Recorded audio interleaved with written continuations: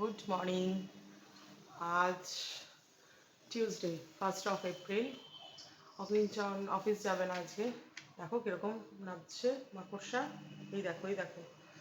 আজকে আমি ঝুল ঝাড়তে বসেছি। আজকে যেহেতু অফিসের কোনো তাড়া নেই, তাই জন্য আজকে আমি সারা ঘর ঝুল ঝাড়বো। আমি প্রত্যেক